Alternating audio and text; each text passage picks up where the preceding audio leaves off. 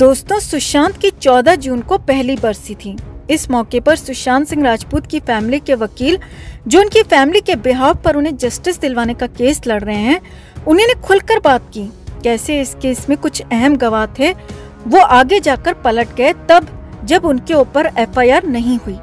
विकास सिंह, जो इस केस को लड़ रहे हैं, उन्होंने डिटेल में बात करते हुए बताया कि सिद्धार्थ पिठानी, जिसने ये दावा किया है कि उसने सबसे पहले सुशांत सिंह राजपूत को उनके रूम में पंखे से लटके हुए देखा, उस पिठानी के बारे में बताया कि कैसे पिठानी ने फैमिली को बेवकूफ बनाया और आगे जाकर पलट गया। विकास सिंह ने कहा कि पिठानी को तो सीबीआई को कस्टडी में लेना चाहिए और उसके बाद उससे पूछताछ करनी चाहिए कड़ाई से, क्योंकि यही वो शख्स है जो अहम गवाह है और शुरू से बदलता आया है। इसने बहुत स्मार्टनेस से खेला और पलटी भी मारी। विकास सिंह ने बताया कि इनिशियल स्टेज पर जब मुंबई पुलिस इन्वेस्टिगेट कर रही थी और सुशांत सिंह राजपूत की डेथ हुई थी, तब 2 दिन तक पिठानी फैमिली को सपोर्ट करता रहा और जिस वक्त फैमिली रिया चक्रवर्ती और उसकी फैमिली और सुशांत के साथ जो लोग भी रहते थे, उनके खिलाफ एफआईआर दर्ज करने की तैयारी कर रही थी, एक मजबूत केस बना रही थी, तब पिठानी पूरी तरीके से फैमिली को सपोर्ट कर रहा था, इसीलिए कि उसका नाम एफआईआर में नहीं आए। एक बार सुशांत सिंह राजपूत के पिता ने एफआईआर दर्ज करवा दी पटना में, जिसमें रिया का नाम था, शौविक का नाम था, रिया के पेरेंट्स का नाम था, सैमुअल मिरांडा का नाम था और श्रुति मोदी का नाम था।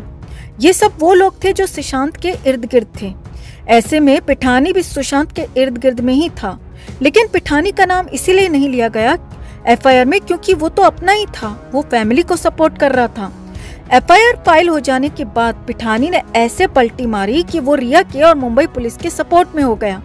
और तो और जो बयान पिठानी ने मुंबई पुलिस को दिया और सुशांत की फैमिली जो कुछ रिया के खिलाफ एफआईआर में दर्ज कर रही थी, उसकी डिटेल्ड जानकारी रिया चक्रवर्ती तक पहुंचाई पिठानी ने ही। इस तरह से इस केस का ये अहम गवाह है जो पलटा।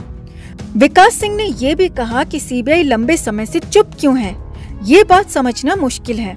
साफ मर्डर का केस है और सीबीआई चुप इसीलिए है कि वो मर्डर के केस को कहीं न कहीं अबेटमेंट टू सुसाइड में बदलने की तैयारी में है। साथ ही विकास सिंह ने ये भी कहा कि एम्स के जो डॉक्टर हैं सुधीर गुप्ता, जिन्होंने इस केस की जांच की है, उन्होंने ऑफ रिकॉर्ड जब पहली बार सुशांत सिंह राजपूत के डेथ के बाद के पिक्चर्स उन्हें भेजे थे, तो उन्होंने कहा था कि ये 100 नहीं 200% जो है गला घोंटा गया है और आत्महत्या नहीं मर्डर ही है।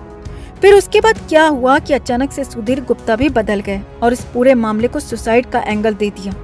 ये भी एक बहुत बड़ा सवाल है। सुशांत की बरसी पर विकास सिंह ने सीबीआई से रिक्वेस्ट की है कि हम आशा कर सकते हैं कि सीबीआई अब इस केस को प्रायोरिटी पर रखेगी और सुशांत की फैमिली को उनके यंग सुपरस्टार बेटे के लिए जस्टिस दिलवाएगी।